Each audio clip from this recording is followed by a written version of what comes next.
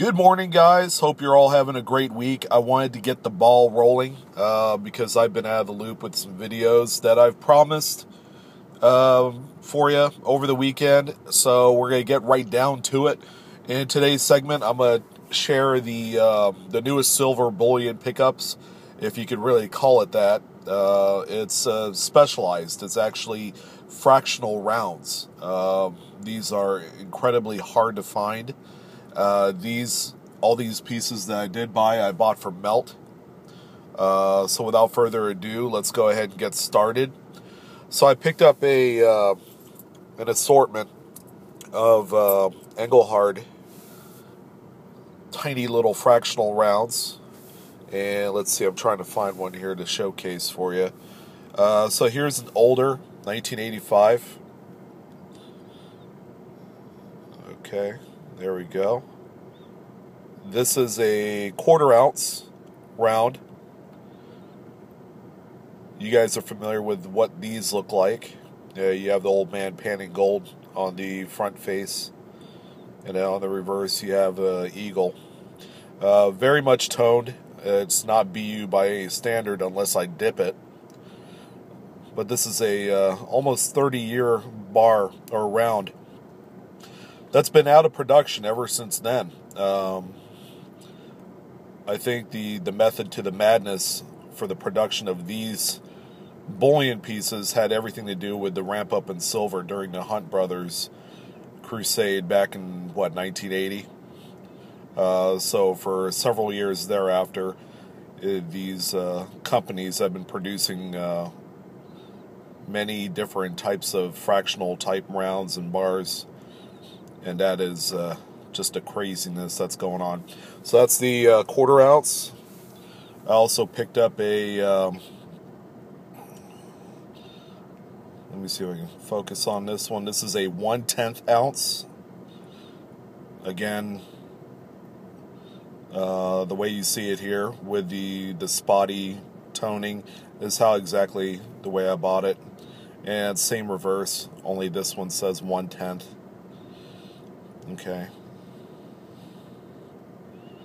So that's the 1/10. They didn't make a whole lot of these, and a lot of them ended up getting melted over time, and I'm sure a lot of them disappeared when silver went up into the stratosphere 5-6 years ago. So changing pace here. This is a Mexican Libertad 1/4 ounce. 1997, there was only 20,000 of this particular one produced. So it's exceedingly low mintage. And again, these are just pieces I found in a little silver scrap bin amongst a sea of other 1 ounce rounds in different qualities and brands. These ones stood out the most. Okay, and then here's the reverse. Absolutely beautiful designs on these. So that's the 1/4 ounce. Here is a 1/10 ounce. Again, sorry for the shaky camera. I actually ordered a tripod. Maybe it'll be here this weekend or by Monday. I'm going to be out of town for the weekend, so I won't see it. So you got the angel on the front. This one is a 1996, and 100,000 pieces of this date and fractional were produced. So, low mintage. To give you an idea, the regular Libertads, I think for this year, they made a couple million. So quite a bit more, but the mintage is so much far less than the American Silver Eagle. And then here's a tiny, tiny little 1/20th ounce. Same design. I mean, there's no difference, no carryover. This one's a 97. 20,000 pieces were minted. For the Libertads, the fractionals, the 98 and 1999 are the lowest mintage for these. I think they dip down under 10,000, 8,000, 7,000, somewhere around there. It's absolutely crazy. And if you're able to find these, man, pick them up.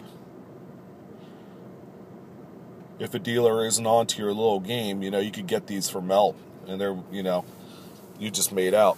And so I wanted to follow up on the Dahlonega Mint bar that I picked up, the Be My Valentine bar. Okay, that's what it looks like. And then the back is stamped Dahlonega Mint, upside down, of course, because that's how I roll. 5 grams, 0.99 fine.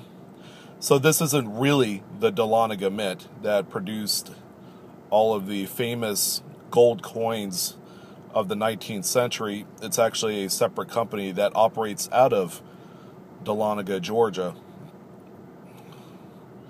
I guess they picked up the rights to the name and they produced these during the 80s. But this particular one right here, this design, I could not find another design like this.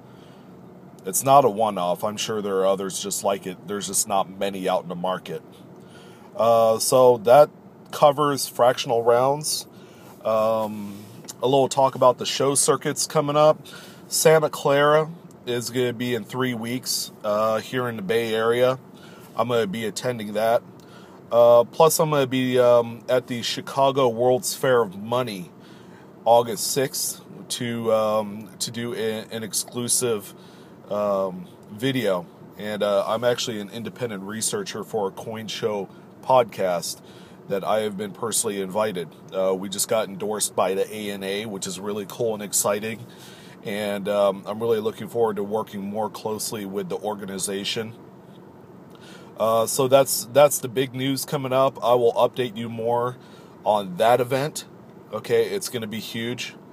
And I'm going to start saving my money for that one right there. Aside from like the Baltimore show and everything else, the Chicago World's Fair of Money, that's usually the marquee event that everybody looks forward to every year.